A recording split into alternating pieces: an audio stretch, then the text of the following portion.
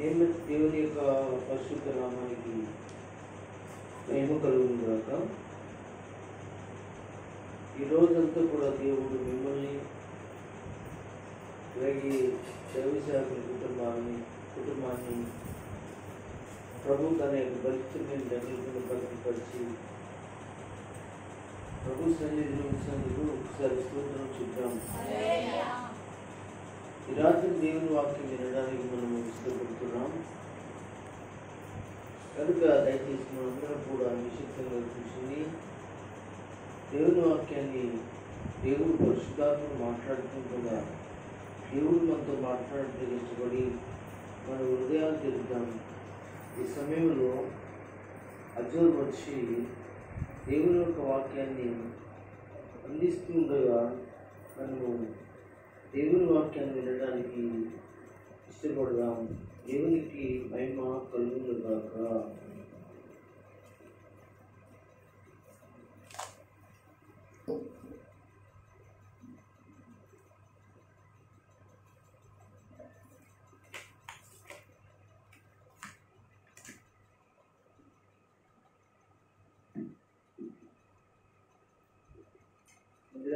దేవుడికి నేను స్థితి తెలుస్తానండి. అలాగే ఈ సమయం పాస్ గారికి స్టూడెంట్స్ మీ అందరికీ వందనాలండి. దేవుడు మనందరినీ గడిచిన మందులో నుంచి మందుల ప్రభు చేత ఈరోజు తన సన్నిధిలో చేసినందుకు దేవుని స్తోత్రం చేద్దండి. హల్లెలూయా.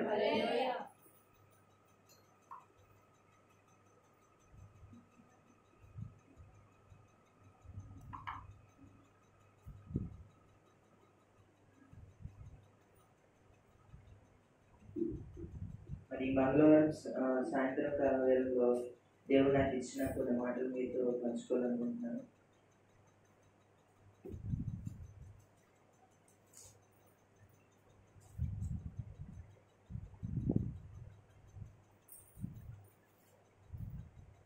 యేసు ప్రభువు మనందరినీ ఎంతగానో ప్రేమించి ఆయన ప్రభు చేత మనందరినీ నిలబెట్టిన దేవుడని, ఆయన ప్రేమించగల సమర్థ గల దేవుడండి. మరి కొన్ని మాటలైతే తెలుసుకున్నాం. మనం ముందుగా మార్పు గారు రాసిన సువార్త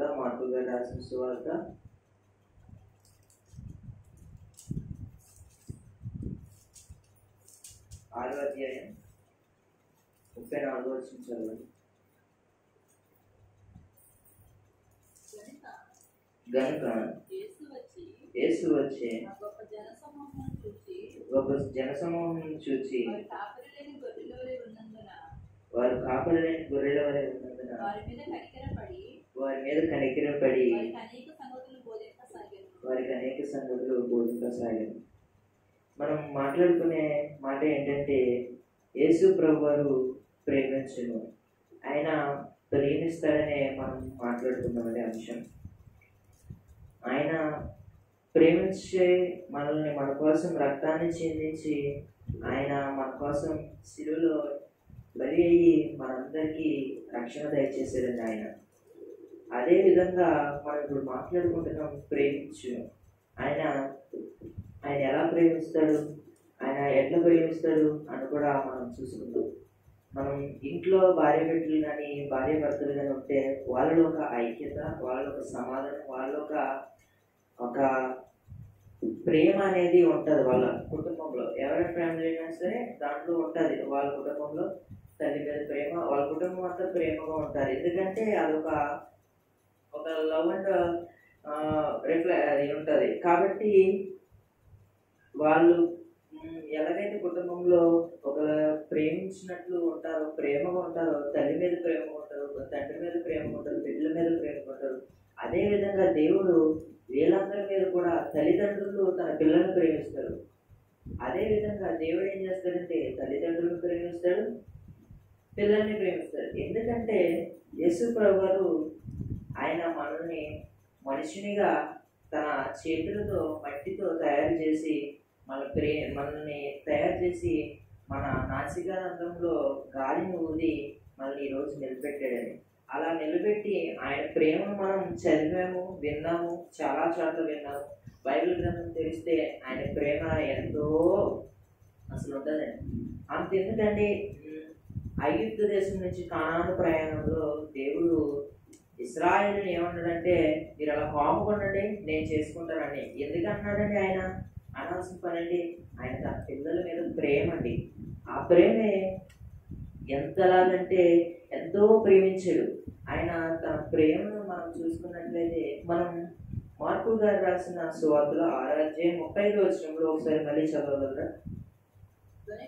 గనుక యేసు వచ్చి గొప్ప జనసమూహమును చూచి వారి కాపరిలేని గొర్రెల వలె ఉన్నందున వారి మీద కనికరపడి వారికి అనేక సంగతులు బోధింపసాగారు. మనకి ఈ లేఖనంలో ఏం తెలియజేస్తుందంటే, యేసు వచ్చి ఆ జనసమూహమున చూసి వారు కాపరిలేని గొర్రెల వలె ఉన్నారండి. కాపరిలేని గొర్రెల వలె ఉన్నారు అంటే ఇక్కడ అక్కడ యేసు ప్రభువు ఏం చూశారంటే, వాళ్ళలో వాళ్ళందరూ ఎలా ఉన్నారంటే వాక్యం తెలియక, దేవుడు ఎవరో తెలియక, అక్కడ ఇప్పుడు మన సంఘంలో మన కాపరి ఎవరంటే పాస్టర్. అదే విధంగా అక్కడ కూడా దేవుని వాక్యం చెప్పేవాళ్ళు లేక వాళ్ళు ఏమయ్యారంటే కాపరి లేని గొర్రెల వల్లే ఉన్నారండి. అదే సమయమున ఆయన కనికరపడి ఆయన ఏం చేశాడంటే ప్రేమించాడు. ప్రేమించి వారికి అనేక సంగతులు బోధించసాగి. ఇక్కడ ఆయన ఏం చేశాడంటే, మనం 30 చూసుకుంటే ఒకసారి 30 చదువుగలరా? అంతటి అపోస్తలులు యేసునందుకు కూడి వచ్చి తాము చేసినవన్నీ బోధించమని తెలియజేసి, ఒకసారి 31 కూడా చదవండి.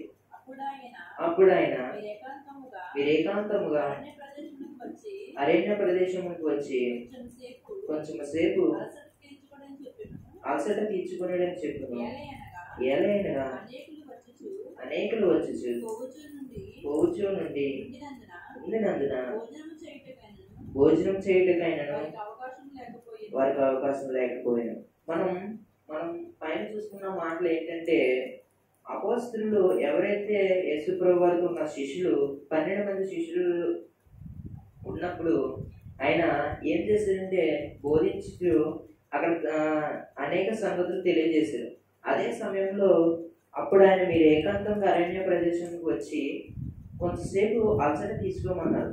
కానీ తీసుకోమన్నా సరే అక్కడ అనేకులు వచ్చిపోనందున భోజనం చేయటకైనాను అక్కడ అలసట తీర్చుకున్నందుకైనాను అవకాశం లేకపోయినాడు. ఎందుకంటే యేసు ప్రభువారు చేసే సేవలో ఆయన సువార్త ప్రకటిస్తూ ఆయన మార్చుతూ అనేక సూచక్రియలు చేసే సమయంలో యేసు ప్రభువారు అంటే ఎవరో తెలియని వ్యక్తులు కూడా అందరూ తెలుసుకున్నారండి. ఎందుకంటే ఆయన గుడ్డివారిని బాగు చేస్తాడు, ఆయన రక్షణ దయచేస్తాడు, మన అవసరాలను తీరుస్తాడు అని అనుకున్న వాళ్ళందరూ ఏం చేస్తారంటే యేసు ఎప్పుడు వస్తాడు అన్నట్లు చూస్తారండి. అందుకే యేసు ప్రభువారు ఎక్కడికి వెళ్ళినా సరే ఆయన కొంతసేపు అలసట తీసుకుందామన్నా కొని వాళ్ళతో పాటు తన శిష్యులు ఎవరైతే ఉన్నారో, ఎందుకంటే మరి దైవజనుడు వెనకాల ప్రవక్త వెనకాల ఎవరైతే తన సంఘ బిడ్డలు ఎలా ఉంటారో అలాగే యేసు ప్రభువారి వెనకాల కూడా తన శిష్యులు ఉన్నప్పుడు ఏం చేశారంటే వాళ్ళకు కూడా అవకాశం లేకపోయిందని అలసట తీర్చడానికి. అప్పుడు మనం ఇంకా చూసుకున్నట్లయితే వారు ధోని ఎక్కి అరణ్య ప్రదేశంలో ఏకాంతంగా వెళ్ళిపోయారు.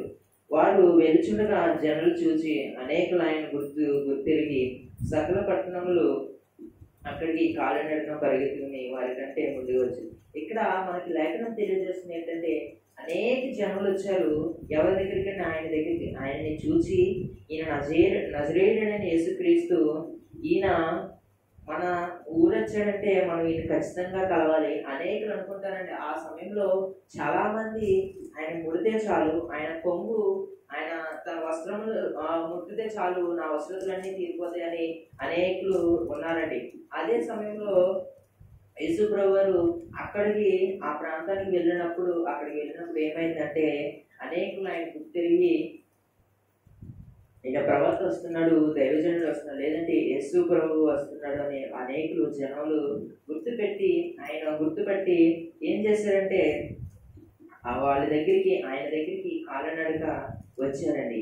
ఎందుకంటే యేసు ప్రభువు రాకముందే వాళ్ళకంటే ముందుగా జనులందరూ వచ్చేసి యేసు ప్రభువు కోసం చూస్తున్నాడు. అదే సమయంలో యేసుప్రభు అక్కడికి వచ్చిన తర్వాత ఆ జనసమూహం చూసి ఏమంటున్నాడు? 34 వచ్చిన ఒకసారి చదవగలరా? గనుక యేసు వచ్చి ఆ గొప్ప జనసమూహమును చూచి వారి కాపురలేని గొర్రెల వలె ఉన్నందున వారి కనికరపడి వారికి అనేక సంగతులు బోధింపసాగాయి. ఇప్పుడు మనకి ఈ లేఖనంలో 34 వచనంలో మనకి ఇప్పుడు అర్థమైంది విషయం ఏంటంటే, అక్కడ యేసుప్రభు వారిని చూసి అనేకులు ఆయన దగ్గరికి వచ్చి ఆయన దగ్గర స్వస్థత పొందాలి, మాకున్న అవసరతలు చెప్పాలి, లేదా నాకు ఒంట్లో బాగోకపోతే ఆయన దగ్గరికి వెళ్తే నాకు తీరుతుంది, మళ్ళీ ఆరోగ్యం నాకు కుదుటపడుతుంది, అలాగా వచ్చిన వాళ్ళు అనేకులు మంది ఉన్నారు. అదే సమయంలో అప్పుడు యేసుప్రభు వారు మరి అక్కడికి వచ్చారు కదండి, ఆ ప్రాంతానికి వచ్చినప్పుడు వాళ్ళందరూ చూస్తుండగా యేసుప్రభు ఆ సమయంలో గమనించి వాళ్ళందరినీ ఏం చేసిందంటే, కనుక వీళ్ళందరూ ఎలా ఉన్నారంటే కాపర్లేని గొర్రెల వలె ఉన్నారు, మనం ఏం చేయాలంటే యేసుప్రభు అనుకున్నారు, వీళ్ళకి అనేక సంగతులు చెప్పాలి, అనేక విషయాలు మర్మాలు చెప్పాలని యేసుప్రభు అక్కడ ఉన్న జనసమూహములందరికీ యేసుప్రభు చెప్పాడు. ఎందుకు చెప్పాల్సి పడుతుందని ఆయన కనికరపడి ఆయన ప్రేమించాడండి.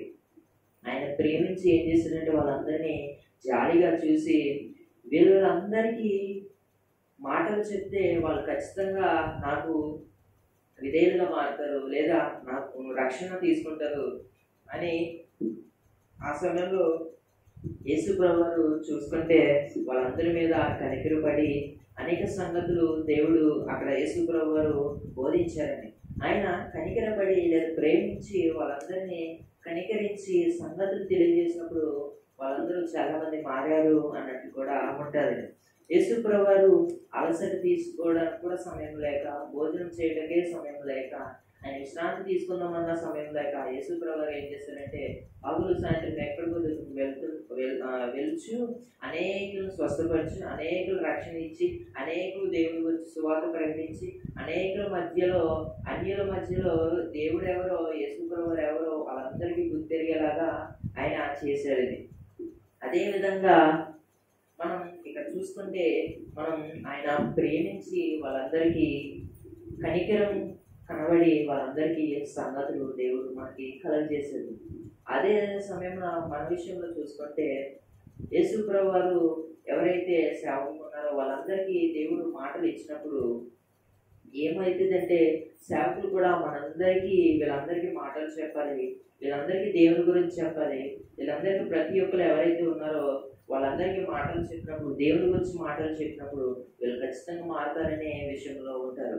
ఆ విషయంలో మనం చెవి పెట్టి అక్కడ ఆలోచించినప్పుడు మనకి మన హృదయము తెరవబడుతుందండి. అదే సమయంలో ఆ తెరవబడినప్పుడు ఏమవుతుందంటే అక్కడ ఉన్న మాటలు మన హృదయంలోకి వెక్కి మనం ఎలా ఉన్నామో, లేదా మన పరిస్థితులు ఎలా ఉన్నాయో, మన అవసరతలు ఈ సమయంలో ఆయన చెప్పేదాన్ని మ్యాచ్ అవుతుందో లేదో ప్రతిదీ మనకి అర్థమైపోతుందని.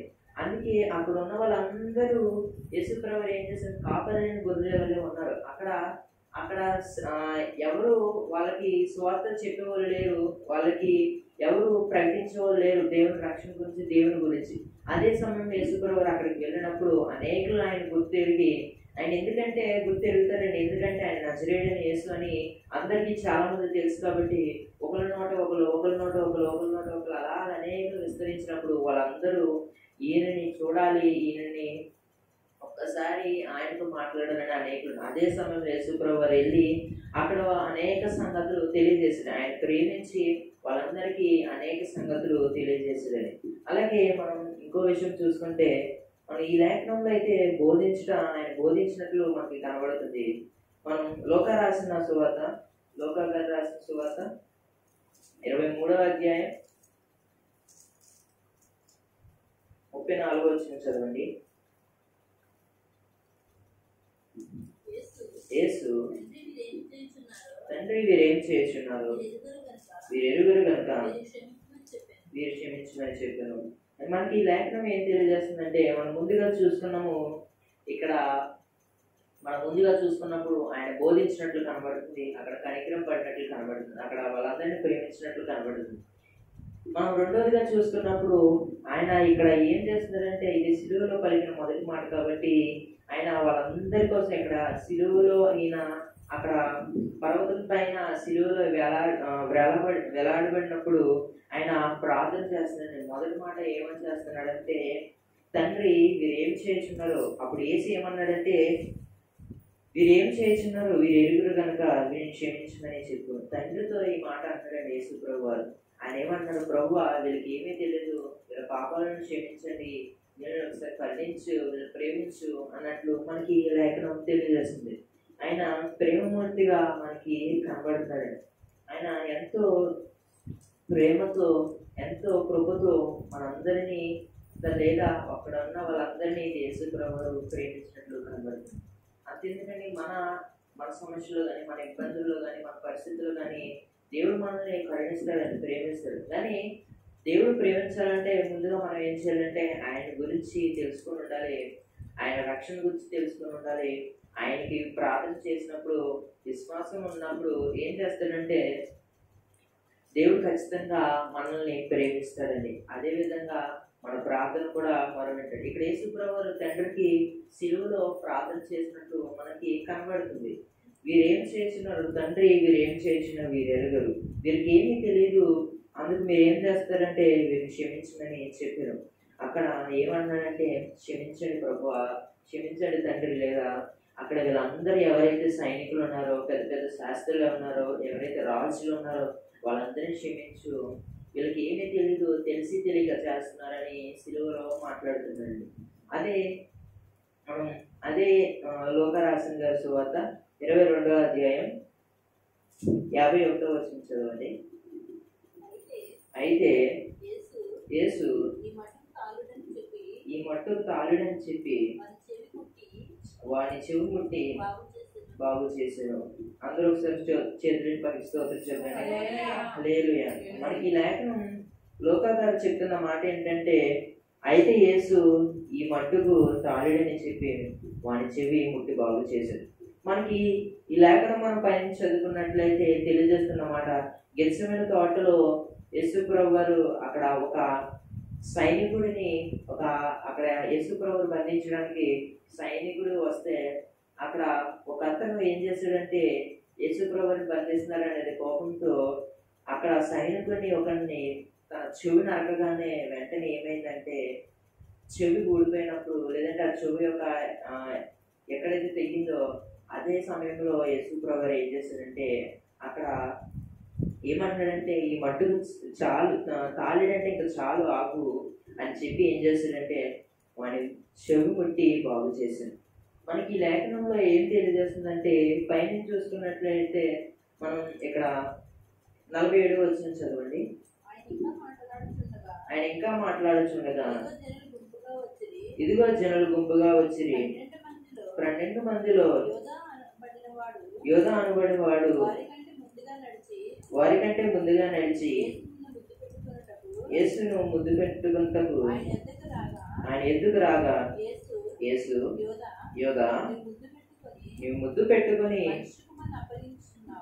మనిషి కుమారుని అప్పగించున్నావా అని వాడితో అనగా, మనకి ఈ లేఖనంలో ఏం తెలియజేస్తుందంటే లోకగా రాస్తున్న మాట, ఆయన ఇంకనూ మాట్లాడుచుండగా కొంతమంది జనులు గుంపుగా వచ్చారంటండి.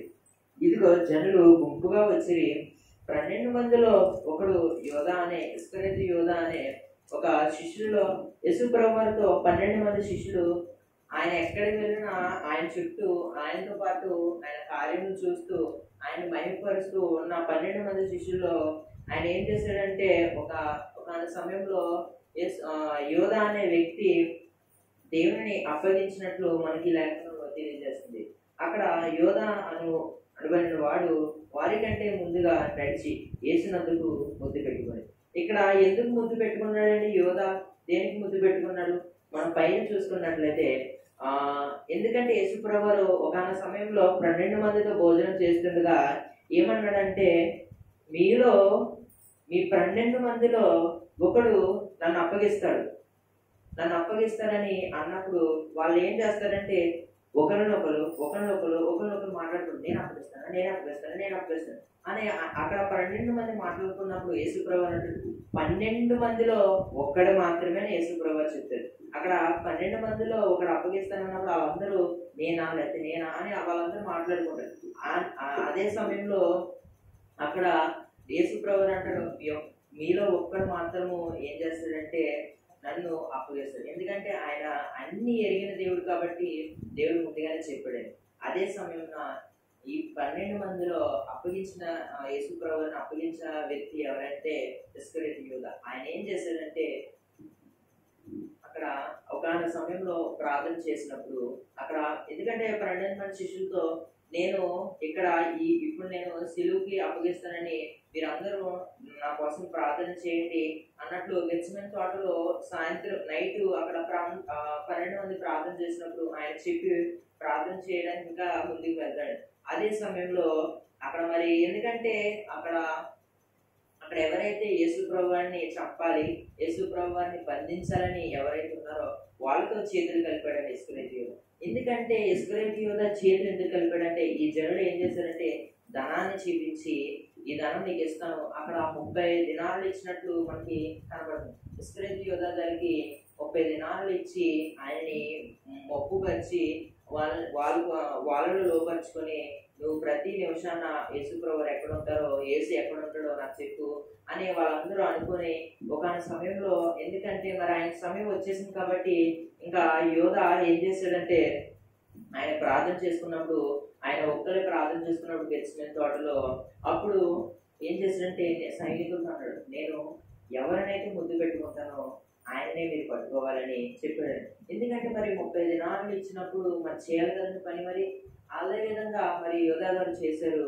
అక్కడ నేను ముద్దు పెట్టుకున్న వ్యక్తి ఎవరైతే అతనే యేసు అని మీరు మీకు సూచన ఇస్తున్నాను అని ఆ సైనికుల కంటే ముందు వెళ్ళి ఆ సైనికులు వెనక వస్తుందా ముద్దు పెట్టుకున్నట్టు జరుగుతుంది. అదే సమయంలో ఆ యోధాతో అంటాడు, ఏమనంటాడంటే, యోధా నీవు ముద్దు పెట్టుకుని మనిషి కుమారుని అప్పగించుతున్నావని అంటారు. యేసు ప్రభువు ఏమంటాడంటే, ఎందుకంటే ఆయన ముందుగానే ఒక రోజు చెప్పేశాడు కదండి, మళ్ళీ ఇప్పుడు అన్నాడు ఏమంటాడంటే, యోధా నువ్వు మనిషి కుమారుని అప్పగించుతున్నావు అని అన్నాడండి. ఎందుకంటే సాతాను ఎన్నో ఆలోచనలు, ఎన్నో కీర్తి మాటలతో ఏం చేస్తాడంటే అక్కడ జనసమూహాలందరినీ లోపరుచుకొని అక్కడ ఇస్కరియోతు యోధాలో కూడా ఏం చేస్తాడంటే సాతాను ఊరి తన మనసును మార్చి యేసు ప్రభువుని ఖచ్చితంగా అప్పచెప్పాలని, ఎందుకంటే డబ్బుకి ఆశపడినట్లు అక్కడ సాతాను అక్కడ అలాగా చూపించి ఇస్కరియోతు యోధాకి తన వైపు మార్చుకున్నాడు. కానీ యేసు ప్రభువు ఏం చేశాడు, సాతాను అంత ప్లాన్ వేసి అప్పగించేద్దాం అనేటప్పటికి వాళ్ళందరూ పట్టుకున్నప్పుడు అప్పుడు సైనికులు అంటారు, మీలో నజరేయుడని యేసు ఎవరని అనగా ఆయన అంటాడు ఎవరి కోసం ఎదుగుతున్నారు, అది నేనే అని అనగానే సైతానికి అప్పుడే అన్ని ఎగిరిపోయి ఉంటాయండి. ఎందుకంటే ఆయన సాతాను ఎంతో ప్లాన్ వేసి యేసుప్రభువుని అప్పచెప్పాలని ఎంత వేసినప్పుడు ధైర్యంగా యేసుప్రభువు వచ్చి నేనే ఆ నజరేయుడని యేసుని నన్నే తీసుకెళ్ళండి అని అంటాడు. అనగానే వెంటనే సాతానికి అన్ని మొక్కులన్నీ ఎగిరిపోయి ఉన్నట్టు ఉంటుందండి. అక్కడ మనం ఆలోచించినట్లయితే అలాగా మనం ఆలోచించాలి. అదే విధంగా ఈ లేఖనంలో యోధా యేసు ప్రభువుని అప్పగించినప్పుడు అదే సమయంలో 50 వచనం చదవండి. అంతలో వారిలో ఒకడు ప్రధాన యాజకుని దాసుని కొట్టి వాడి కుడి చెవి తెగనరిగాను. మనకి ఈ లేఖనంలో ఏం తెలియజేస్తుందంటే అక్కడున్న జనసమూహంలో మరి సైనికులు వచ్చారు కండి. సైనికులు వచ్చారు, రాగానే మరి యేసు ప్రభువుని పట్టుకోగానే మరి ఒక అతనికి మాత్రం చాలా కోపం వచ్చేసింది. కోపం రాగానే వెంటనే ఏం చేశాడంటే ప్రధాన యాజకుని దాచుకుని కొట్టి వాని కుడి చెవి తెగినట్టు ఇక్కడ చెవినే నరికేసాడండి. ఎందుకంటే ఆ వ్యక్తి ఎవరో మనం చూసుకున్నట్లయితే యోహాను రాసిన సువార్త, మనం ఒకసారి ఆ వ్యక్తి ఎవరో చూసుకొని వచ్చేద్దామండి. యోహాను గారు రాసిన సువార్త 18వ అధ్యాయం, యోహాను గారు రాసిన సువార్త 18వ అధ్యాయం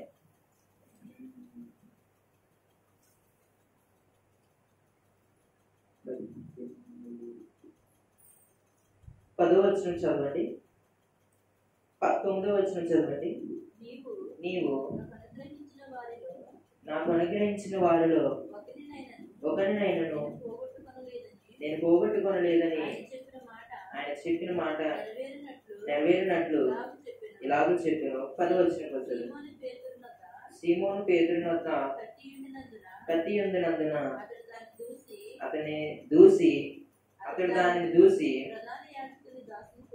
ప్రధాన యాజకుని దాసిని కొట్టి అతని కుడి చెవి తెగడాలి. మనం ఇప్పుడు లోకా గారు రాసిన మాట ఆయన ఏమన్నారంటే, అంతలో వారిలో ఒకడు ప్రధాన యాజకుడిని దాసుని కొట్టి మన కుడి చెవి తెగడాలి అని మాత్రమే రాశారు.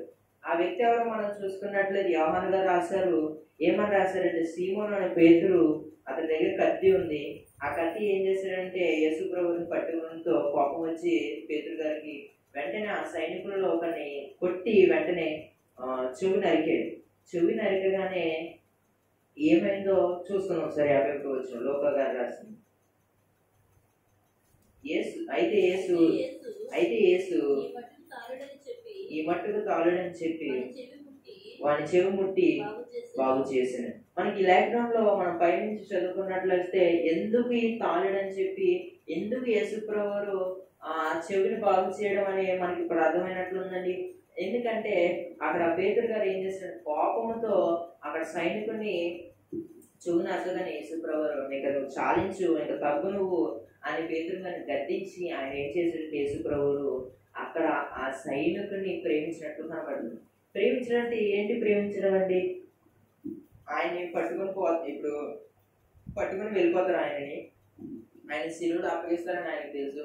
కొంతమంది సైనికులు వస్తారు, నన్ను పట్టుకుంటారు, నన్ను పట్టుకుని నన్ను శిలువలో వేసేస్తారు అనే విషయం కూడా తెలుసు. కానీ యేసుప్రభువు గారికి అన్ని తెలిసినా సరే ఆ సైనికులలో ఒకరికి గాయపరిచినప్పుడు, ఒకరు గాయమైనప్పుడు ఆ సైనికులను కూడా ఏం చేస్తుంటే యేసుప్రభువు ప్రేమించి తన చెవును మళ్ళీ యథావిధంగా చేసినట్లు దేవుడు యేసుప్రభువు మనకి ఈ లాక్డౌన్లో కనబడుతున్నారండి. ఆయన ఏం చేశారంటే తన చెవు ఏమైతే ఉందో అక్కడ సైనికుని చెవు ఏమైతుందో దాన్ని మళ్ళీ మున్పటి స్థితికి తీసుకున్నట్లు కనబడుతుంది యేసుప్రభువు గారు. ఆయన ఎంత ప్రేమిస్తున్నాడంటే ఆఖరికి సైనికుడిని కూడా ప్రేమిస్తున్నాడండి. ఎందుకు ప్రేమించాలని ఆయనేమో ఇప్పుడు అదే సైనికులు ఏం చేస్తారు, ఒకవేళ ఇప్పుడు ఆ చెవుని ముట్టిన తర్వాత కూడా ఏం చేస్తారంటే సైనికులు యేసుప్రభువుని తీసుకుని వెళ్ళిపోతారండి. ఆ విషయం తెలిసి కూడా నేను ఎందుకు బాగు చేయాలని ఉంటే ఆయన యేసుప్రభువు ఎందుకు అవుతారండి? అవురు. అందుకే యేసుప్రభువు ప్రేమిస్తారన్నట్లు కనబడుతుంది. ఆయన ప్రేమించాడు కాబట్టి అక్కడ ఆ చెవుని మళ్ళీ బాగు చేసేదండి. అలాగే మనం అదే లోకా గారు రాసిన సువార్త 9వ అధ్యాయం 41వ వచనం చదవండి. అందుకే విశ్వాసము లేని మూర్ఖము తరము వారులారా, నేను ఎంతకాలం మీతో కూడా ఉండి మిమ్మల్ని సహింతును, నీ కుమారుని ఇక్కడికి తీసుకుని రమ్మని చెప్పాను. మనకి ఈ లేఖనం ఏం తెలియజేస్తుందంటే, అందుకు యేసు విశ్వాసం లేని మూర్ఖత్వము వారులారా, ఎంతకాలం మీతో కూడా ఉండి మిమ్మల్ని సహింతును. యేసుప్రభువు ఇక్కడ ఎవరిని అంటున్నాడంటే శిష్యులను అంటున్నాడండి. అక్కడ శిష్యుని ఏమని అంటున్నాడంటే మనం చూసుకున్నట్లయితే 39 అక్కడ ఆయన కొండ దిగి వచ్చినప్పుడు బహుజన సమూహం 37 వచ్చినండి. మరునాడు వారు ఆ కొండ దిగి వచ్చినప్పుడు బహుజన సమూహములు ఆయనకి ఎదురుగా వచ్చారటండి. ఇదిగో ఆ జన సమూహంలో ఒకడు బోధకుడా నా కుమారుని కటాక్షించమని నేను వేడుకొచ్చు. ఇక్కడ మనకి ఏం కనబడుతుందంటే బోధకుడా లేదా యేసు నా కుమారుని కటాక్షించు అన్నట్లు కనబడుతుంది. కటాక్షించు లేదా నిన్ను వేడుకొనుచున్నాను, నేను బ్రతిమాలుకొనుచున్నాను అని వాడు ఇక్కడ ఆ బ్రతిమాలుకున్నట్లు కనబడుతుంది. తర్వాత చదవండి. నిన్ను వేడుకొనుచున్నాను 38 వాడు నాకొక్కడే కుమారుడు, ఇదిగో ఒక దెయ్యం వాని పట్టును, పట్టినప్పుడు వాడు అకస్మాత్తుగా కేకలు వేయును, నురుగు కారినట్లు అది వాని విలువలాడించు గాయపరచుచు వాని వదులుకుంటును, దాని వెళ్ళగొట్టుడని నీ శిష్యులు వేడుకుంటుని గాని వారి చేత కాలేదని మొరపెట్టుకున్నాడు. మనకి ఈ లేఖలో ఏం తెలియజేస్తుందంటే, ఒక కుమారుడికి అయితే ఒక దెయ్యం పట్టుకుని ఉంది, లేదా ఒక అపవాది పీడిస్తూ ఉంది ఒక కుమారుని.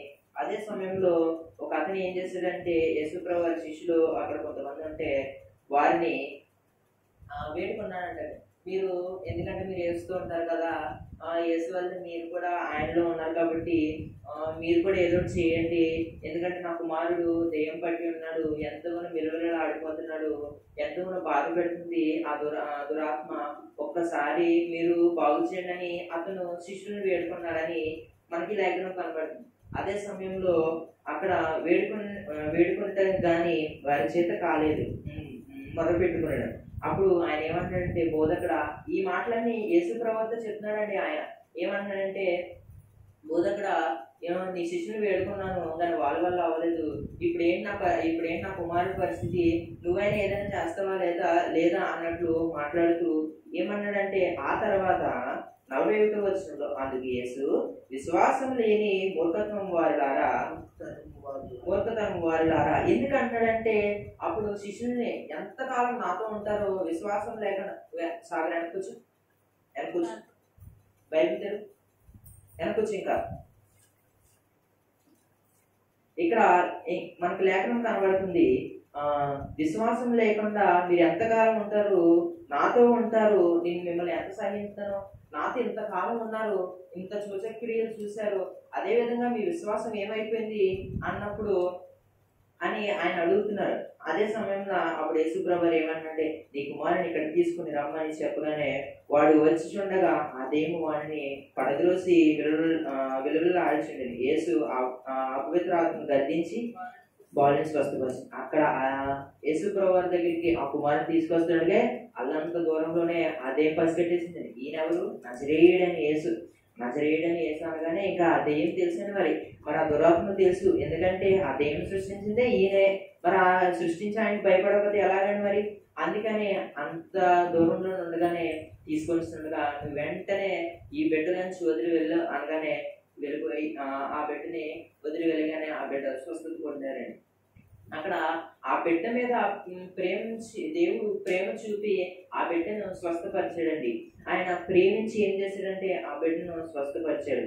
అదే విధంగా ఇక్కడ ఆ శిష్యులు 12 మంది శిష్యులు కొంతమంది అక్కడ ఉన్నప్పుడు ఆ యేసుప్రభు చేసిన కార్యం చూశారు, ఆయన ఎలా చేస్తున్నారో చూశారు, ఎవరి పట్ల ఆయన విశ్వాసం ఉన్నాడు చూశారు. అదే కానీ ఈరోజు శిష్యులు ఏం చేశారంటే వాళ్ళ వల్ల కాలేదు, ఎందుకంటే వాళ్ళ విశ్వాసం లేదు. మీరేంటి అసలు, నాతో ఇంతకాలం ఉన్నారు, మీరేంటి అసలు అని అనగానే అప్పుడు యేసుప్రభు ఏమంటారంటే, సరే మీరు ఆగండి, ఇంకా ఆ కుమారుని తీసుకురండి అనగానే వెంటనే తీసుకురాగానే ఆ వెంటనే ఏమైందంటే ఆ దెయ్యాన్ని ఆ బిడ్డల నుంచి వెళ్ళగొట్టి ఆ బిడ్డను స్వస్థపరిచారు. అక్కడ యేసుప్రభు ఈ బిడ్డను కూడా ప్రేమించి అక్కడ ఆ బిడ్డని స్వస్థపరిచినట్లు మనకి ఈ లేఖనం తెలియజేస్తుంది. మనం అలాగే ఇంకా చూస్తున్నట్లయితే సమయం కూడా అయిపోవచ్చున్నాం కాబట్టి యోహాను గారు రాసిన సువార్త 11వ అధ్యాయం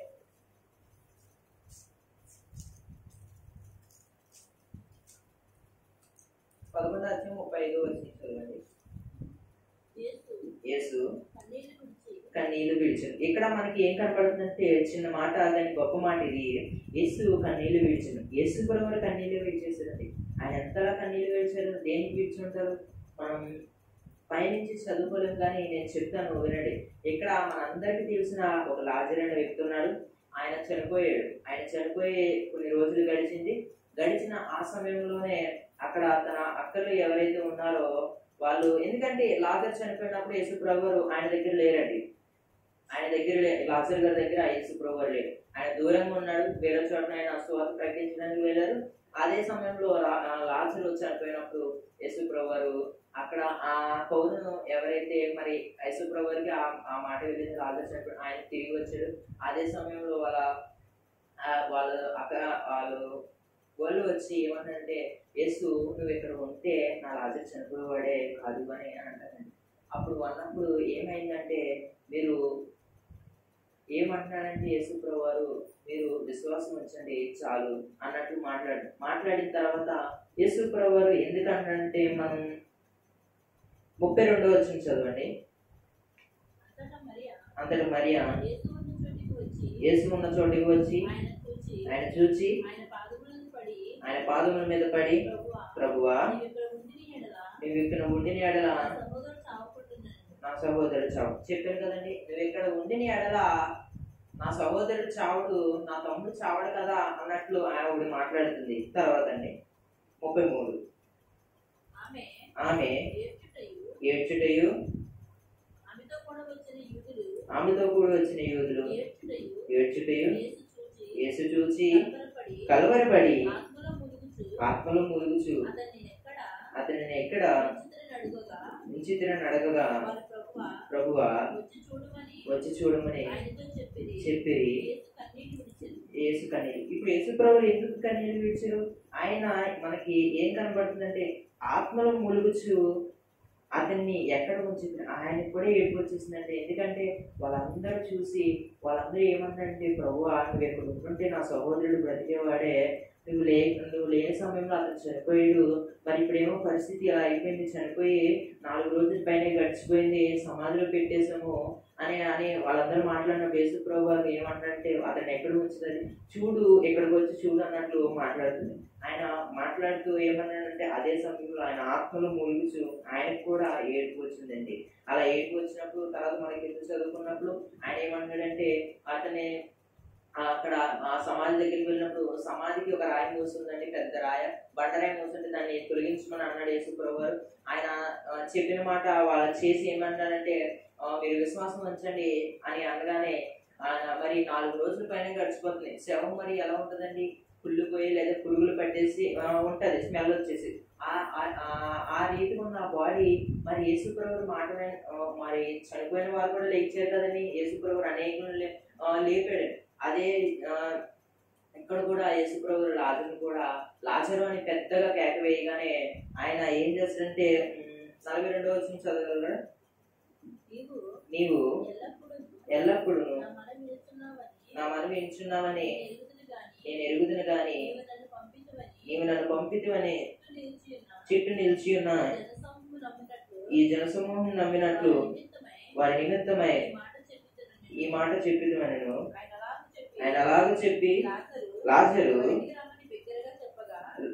బిగ్గరగా చెప్పగా చనిపోయేవాడు కాళ్ళు చేతులు ప్రేత వస్త్రములతో కట్టిన వాడే వెలుపలికి వచ్చినావు. మనకి ఇక్కడ ఆ లేఖనం ఏం తెలియజేస్తుందంటే, నీవెల్లప్పుడూ నా మనవి వినిచినావు. యేసు ప్రభువు తండ్రికి ప్రార్థన చేస్తున్నాడండి. ప్రార్థన చేస్తున్నది ఏమంటాడంటే, నీవు నన్ను పంపితివి కానీ ఈ జనసమూహం నమ్మినట్లు వారి నీ నిమిత్తమై మాట్లాడుతున్నాయి. నేను నీ విషయంలో మాట్లాడుతున్నాను, నువ్వు నిన్నే నన్ను నమ్మి ఉన్నాను, అలాగే నువ్వు నన్ను పంపి ఉన్నావు కాబట్టి నేను ఇక్కడ ఈ కార్యం జరగాలంటే నీకు ప్రార్థన చేస్తున్నాను అని ఏమన్నాడంటే, ఆయన ప్రార్థన చేసి లాజరు బయటికి రాగానే వెంటనే తన సమాధిలోంచి వచ్చి లేచి మళ్ళీ యేసు ప్రభువు దగ్గరికి వచ్చాడండి. ఆయన లాజరు గారిని కూడా ప్రేమించినట్లు కనబడుతుంది. మనం మాట్లాడుకునే మాట కూడా యేసు ప్రేమించాడు. ఇక్కడ మనకి చాలా మందిని ప్రేమించిన ఆయన జనసమూహంలో కూర్చున్నప్పుడు వాళ్ళందరూ కాపరైన గొర్రెల వలె ఉన్నారు, వాళ్ళందరికీ బోధించాడు, వాళ్ళందరికీ అక్కడ సమృద్ధిగా యూదులు అతన్ని ఎలాగో ప్రేమించిందో చూడుడి అని చెప్పుకునేది మనకి లేఖనం తెలియజేస్తుందండి. యూదులు కూడా ప్రేమించి అన్నట్లు మనకి లేఖనం కనబడుతుంది. కానీ యేసు ప్రభువు అక్కడ చూసానండి. అంటే ఇక్కడ మనం చూసుకున్నట్లయితే 36వ వచనం, కాబట్టి యూదులు అతన్ని ఎలాగో ప్రేమించినో చూడని చెప్పుకోలేదు. అక్కడ ఏమన్నారంటే ఎలాగో ప్రేమించిన చూడని చెప్పుకోలేదు. అక్కడ చాలా మంది చెప్పుకుంటున్నారండి. కానీ యేసు ప్రభువు మనం మాట్లాడుకున్నాము లాజరును పైకి లేపాడండి. ఎందుకంటే వాళ్ళు యేసు ప్రభువు కూడా కన్నీళ్లు విడిచి ఆయన కూడా కొంచెం దుఃఖంగా ఉండి యేసు ప్రభువు ఆ సమాధి దగ్గరికి వెళ్ళి లాజరును ప్రేమించాడు కాబట్టి వెంటనే లాజరు బయటికి రాగానే అని అన్నాడండి. ఆయన అనగానే వెంటనే లాజరు బయటికి వచ్చిందండి. ఆయన ఎంత కార్యం చేస్తాడంటే చనిపోయిన వాళ్ళని కూడా లేపుతాడు. అదే విధంగా ఆయన లేపుతాడు అన్నకి మనకి ఉదాహరణలు ఏంటంటే, మన అపోస్తలులో చూసుకున్నప్పుడు అక్కడ 12 మందికి మేడగదిలో ఉన్నప్పుడు పరిశుద్ధాత్మ దిగి వస్తుంది. అదే సమయంలో యేసు ప్రభువు ఏం చేస్తాడంటే అక్కడ మరి పరిశుద్ధాత్మ దిగి రాగానే ఏమైందండి, వెంటనే దేవుడు తనకు కావాల్సిన శక్తిని ఇచ్చేసాడండి. ఎక్కడ ఏ శక్తి ఇవ్వాలో, ఎవరికి ఏది ఇవ్వాలో, ఎవరికి ఎలా ఉండాలో అనుకున్న సమయంలో వాళ్ళకు ఉండాలి అన్నట్లు దేవుడు పేతురు గారికి ఎక్కడ ఎవరైతే ఉన్నారో వాళ్ళందరికీ ఇచ్చినట్లు మనకు అపొస్తలుల కార్యంలో 2వ అధ్యాయంలో కనబడుతుందండి.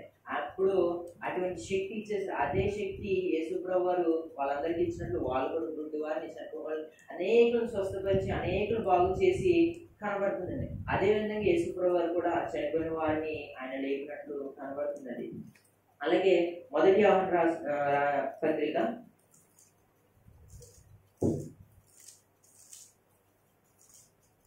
3వ అధ్యాయం 1 యోహాను గారు రాసిన పత్రిక 3వ అధ్యాయం 16వ వచనం చదవండి. ఆయన మన నిమిత్తము తన ప్రాణం పెట్టిన కనుక దీని వలన ప్రేమ ఎట్టిదని తెలుసుకొనిచున్నాము. మనము కూడా సహోదరు నిమిత్తము